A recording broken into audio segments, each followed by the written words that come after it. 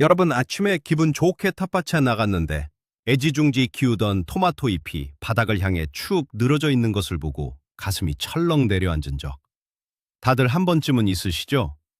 우리는 보통 식물이 시들면 무조건 물이 부족하다고 생각해서 물조리개를 들고 달려가 물을 콸콸 붓곤 합니다.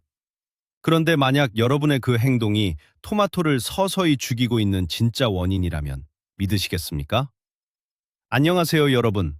오늘은 우리의 소중한 텃밭을 지키기 위해 반드시 알아야 할 네 가지 핵심 작물 관리법에 대해 이야기해 보려고 합니다.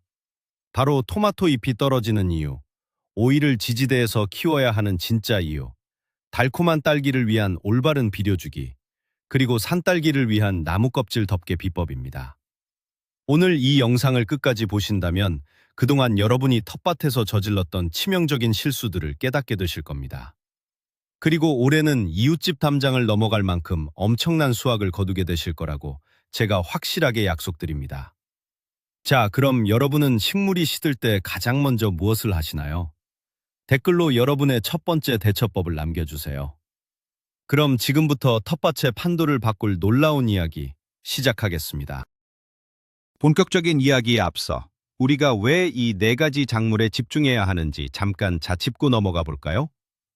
토마토, 오이, 딸기, 그리고 산딸기는 텃밭이나 주말 농장을 시작하는 분들이 가장 먼저 심고 싶어하는 이른바 텃밭의 인기 스타들입니다. 수백 년 전부터 인류의 식탁을 풍성하게 해준 이 작물들은 겉보기에는 키우기 쉬워 보이지만 사실 각자의 고향과 생육 환경이 완전히 다릅니다. 예를 들어 안데스 산맥의 건조한 기후에서 온 토마토와 습하고 따뜻한 곳을 좋아하는 오이는 물을 먹는 방식부터가 다릅니다. 그런데 우리는 흔히 모든 식물을 똑같은 땅에 심고 똑같은 주기로 물을 주고 똑같은 비료를 주면서 왜 우리 밭의 식물들만 시들해지는지 답답해합니다. 과거의 농부들은 자연의 흐름을 관찰하며 각 식물의 특성에 맞는 고유한 농법을 발전시켜 왔습니다. 하지만 현대에 들어서면서 빠르고 간편한 것만 추구하다 보니 식물의 진짜 목소리를 듣는 방법을 잃어버리게 된 것이죠. 오늘 우리는 다시 기본으로 돌아가서 식물들이 진짜 원하는 것이 무엇인지, 그리고 그들의 생존 본능을 어떻게 자극해야 최고의 열매를 얻을 수 있는지 그 배경 지식을 바탕으로 하나씩 파헤쳐 볼 것입니다. 가장 먼저 우리의 심장을 덜컹거리게 만드는 토마토 잎 처짐 현상에 대해 깊이 알아보겠습니다. 날씨가 맑은 어느 날 오후, 토마토의 위쪽 잎들이 마치 우산이 접히듯 아래로 푹 꺾여 있는 모습을 보셨을 겁니다. 이때 10중 8구의 초보 농부들은 물이 부족하다고 판단하고 즉시 물을 흠뻑 줍니다. 하지만 여기서 우리가 반드시 알아야 할 충격적인 사실이 있습니다. 한여름 낮에 토마토 잎이 시드는 것은 물이 부족해서가 아니라 살기 위한 식물 스스로의 방어체계라는 것입니다.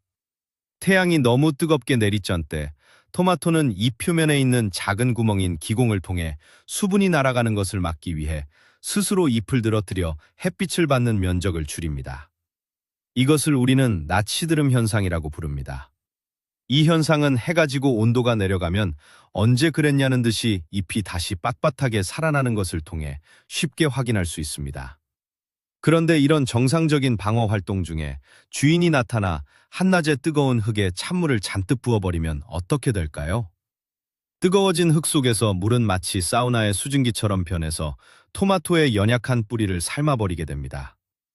뿌리가 화상을 입고 숨을 쉬지 못하게 되면 그때부터는 낮이든 밤이든 토마토 잎이 정말로 죽어가며 떨어지기 시작하는 것입니다. 제 이웃 중 한 분도 작년에 이 낮 시드름을 오해해서 매일 한낮에 물을 주다가 밭 전체의 토마토를 모두 잃어버리는 안타까운 일을 겪었습니다. 그렇다면 진짜로 토마토에 물이 부족한지 아니면 뿌리에 문제가 생겨서 잎이 시드는 것인지 어떻게 정확하게 구분할 수 있을까요? 여기서 아주 간단하지만 강력한 진단법을 알려드리겠습니다. 바로 손가락 온도계 기법입니다. 아침 일찍 해가 뜨기 전에 토마토 밭으로 가서 잎의 상태를 먼저 확인하세요. 밤새 선선한 공기 속에서도 잎이 축 처져 있다면 그것은 분명히 문제가 있는 것입니다. 이때 흙 표면만 보지 마시고 집게 손가락을 흙 속으로 2마디 정도 푹 찔러 넣어 보세요. 소극이 바싹 말라 있다면 그때는 물이 부족한 것이 맞습니다. 하지만 흙이 여전히 축축하고 진흙처럼 질척인다면 그것은 과습으로 인해 뿌리가 썩어가고 있다는 치명적인 경고 신호입니다.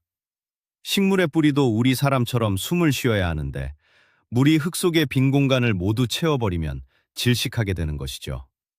특히 배수가 잘 되지 않는 찰흙 같은 토양에서 이런 일이 자주 발생합니다. 이런 과습 상황을 예방하기 위해서는 물을 자주 조금씩 주는 것보다 한 번 줄 때 땅속 깊은 곳까지 젖도록 흠뻑 주고 그 다음 며칠 동안은 흙이 마를 때까지 기다려주는 인내가 필요합니다. 토마토는 원래 척박한 환경에서 잔뿌리를 깊게 내리며 자라던 야생식물이라는 점을 항상 기억하셔야 합니다.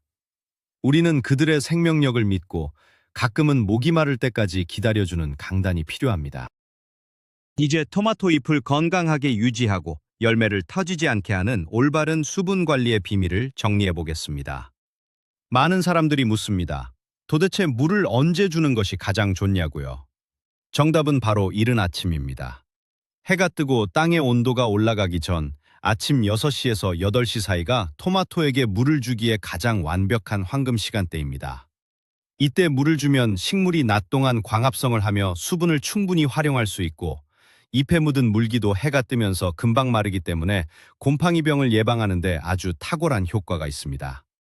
반대로 저녁 늦게 물을 주면 밤새 흙이 차갑고 축축한 상태로 유지되어 뿌리가 썩거나 각종 곰팡이균이 번식하기 딱 좋은 환경이 되어버립니다. 만약 이미 과습으로 인해 토마토 잎이 노랗게 변하고 떨어지기 시작했다면 즉시 물 주기를 멈추고 뿌리 주변의 흙을 살짝 긁어내어 공기가 통하게 해주세요. 그리고 약해진 뿌리 대신 잎으로 영양을 흡수할 수 있도록 천연 미네랄 영양제를 물에 묽게 타서 잎의 뒷면에 살짝 뿌려주는 응급처치를 해보세요. 며칠 후면 새하얀 잔뿌리가 다시 돋아나고 초록빛 생기를 되찾는 토마토를 보며 생명의 신비로움을 느끼실 수 있을 겁니다. 토마토 관리는 결국 물과의 밀당이라는 사실 잊지 마시기 바랍니다. 토마토의 위기를 넘겼으니 이번에는 쑥쑥 자라나는 텃밭의 장난꾸러기 오이밭으로 자리를 옮겨보겠습니다. 텃밭을 처음 하시는 분들이 가장 많이 하는 두 번째 실수는 오이를 호박이나 수박처럼 그냥 땅바닥을 기어가게 내버려두는 것입니다.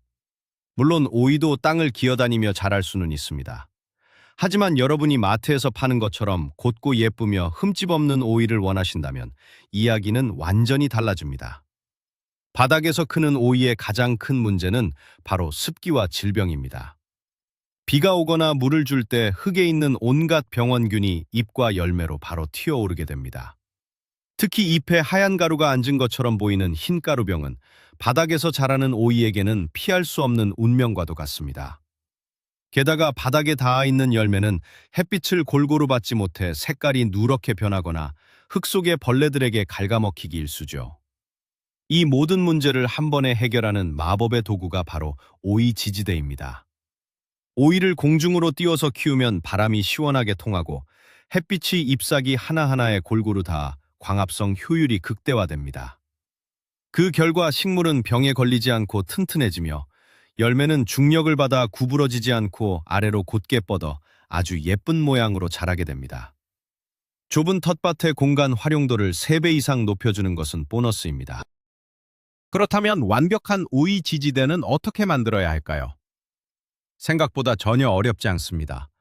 주변에서 쉽게 구할 수 있는 2m 길이의 철제 지주대나 튼튼한 대나무, 그리고 오이 그물망만 있으면 충분합니다. 가장 추천하는 형태는 합장식, 즉 사람인자 모양의 지지대입니다. 2개의 지주대를 비스듬히 세워 위쪽을 단단히 묶고 그 위에 긴 지주대를 가로로 얹어 뼈대를 완성합니다. 이렇게 만들면 한여름에 강력한 태풍이나 강풍이 불어도 절대 쓰러지지 않는 튼튼한 요새가 됩니다. 뼈대가 완성되었다면 그 위로 오이 그물망을 팽팽하게 씌워줍니다. 여기서 중요한 팁 하나를 드리자면 그물망의 아래쪽 끝을 흙에 살짝 묶거나 핀으로 고정해서 흔들리지 않게 만들어야 합니다.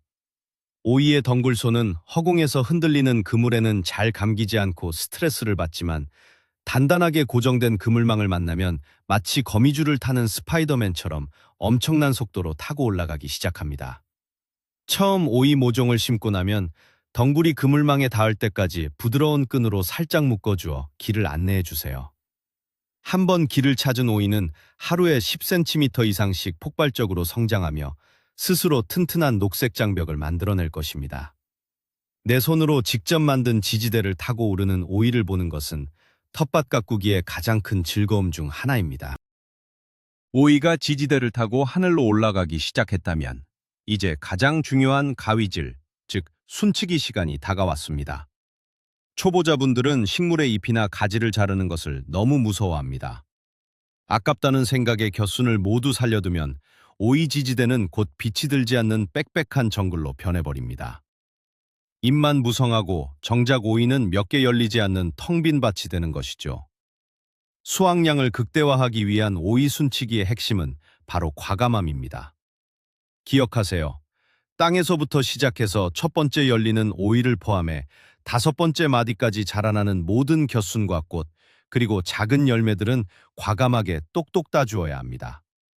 아깝게 느껴지시겠지만 이 어린 시절의 열매를 포기해야 오이가 뿔을 깊게 내리고 위로 뻗어나갈 강력한 에너지를 비축할 수 있습니다.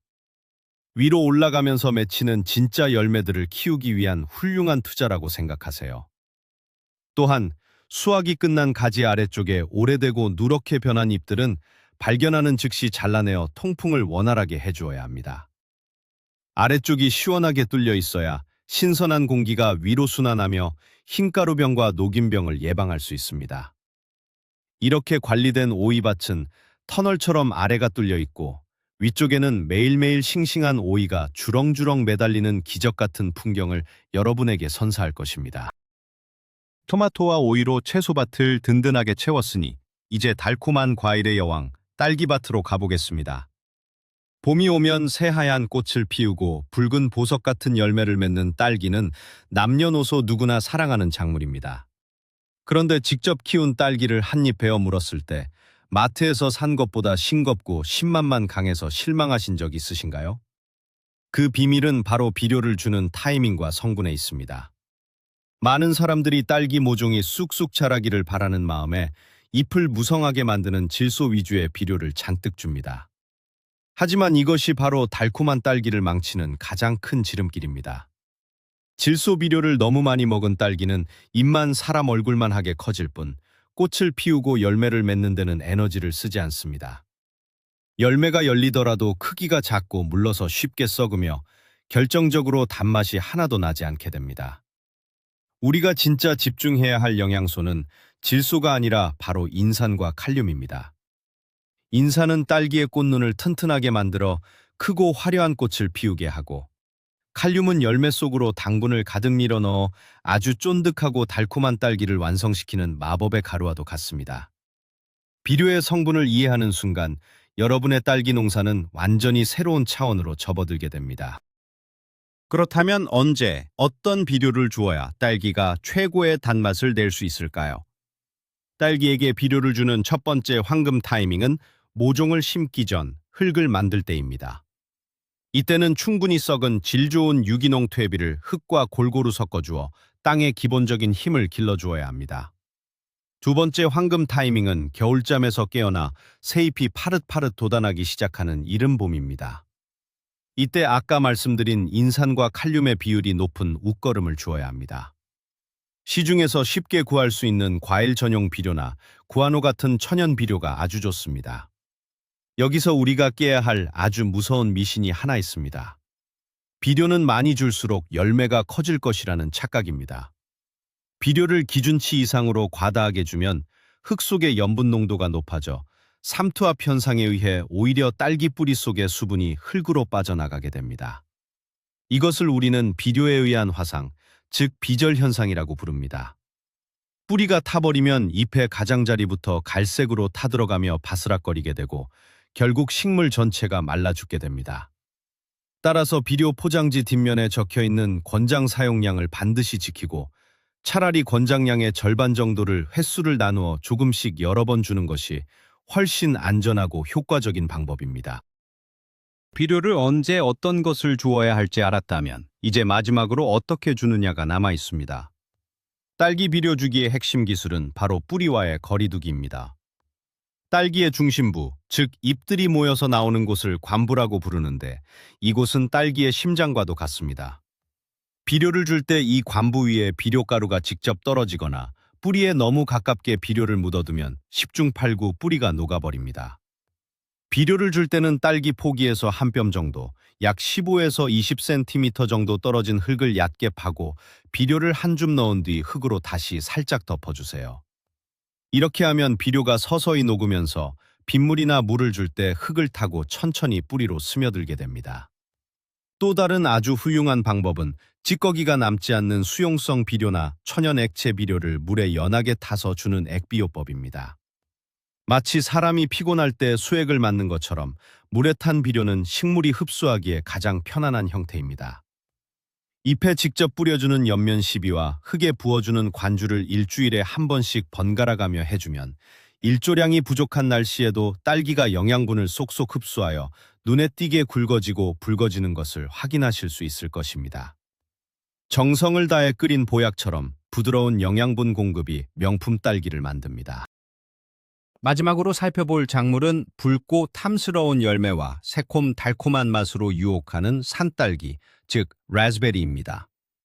산딸기를 텃밭 가장자리에 심어두면 매년 여름마다 훌륭한 간식거리가 되지만 관리가 까다롭다는 소문 때문에 망설이는 분들이 많습니다.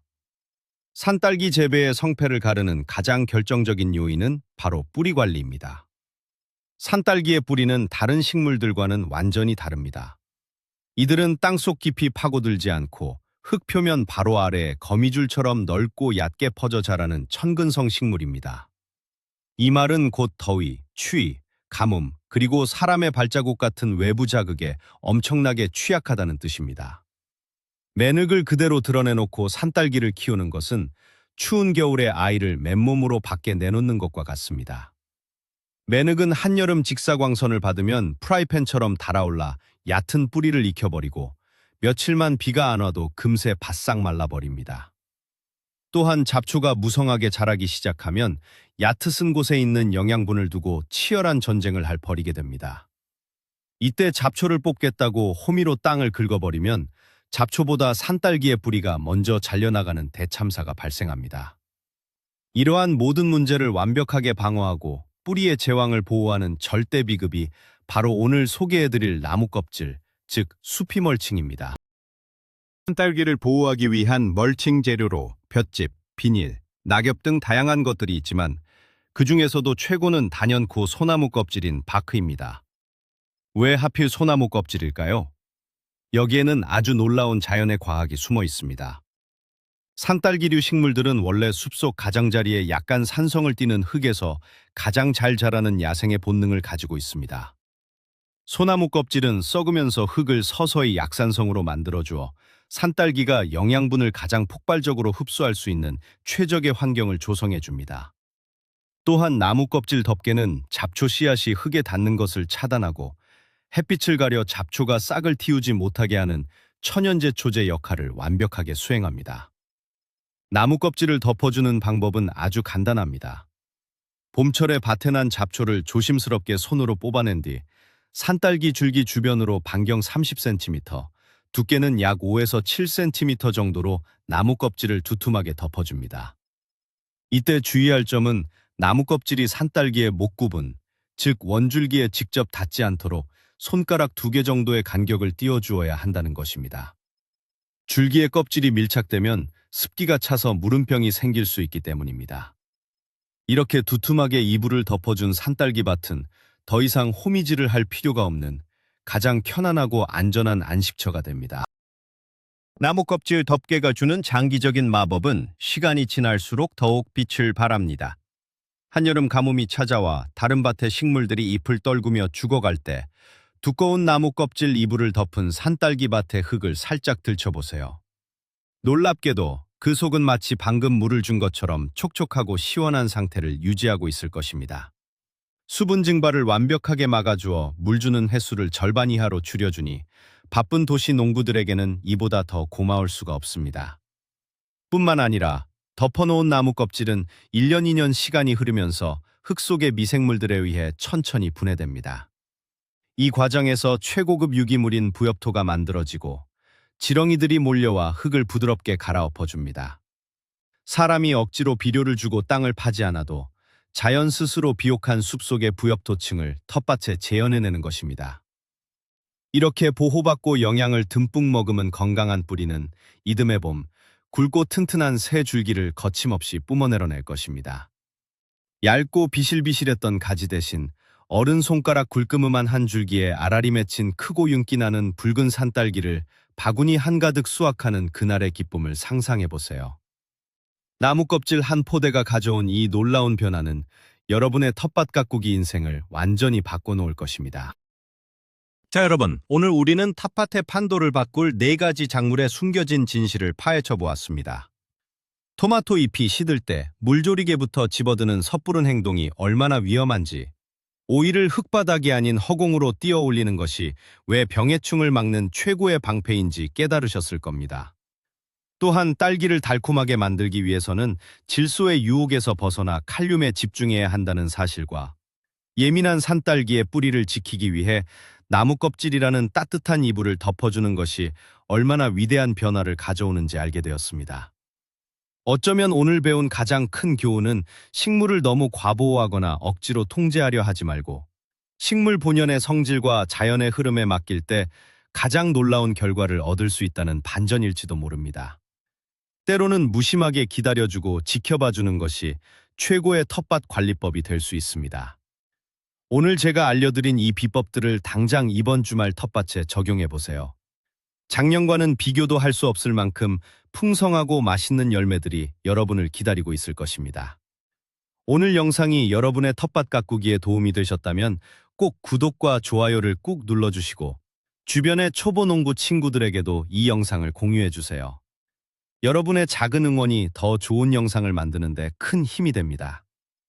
마지막으로 질문 하나 드릴게요.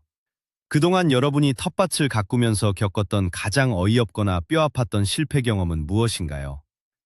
아래 댓글로 여러분의 재미있는 에피소드를 남겨주시면 다음 영상에서 그 문제를 해결할 수 있는 비법을 들고 다시 찾아오겠습니다. 끝까지 시청해주셔서 진심으로 감사합니다.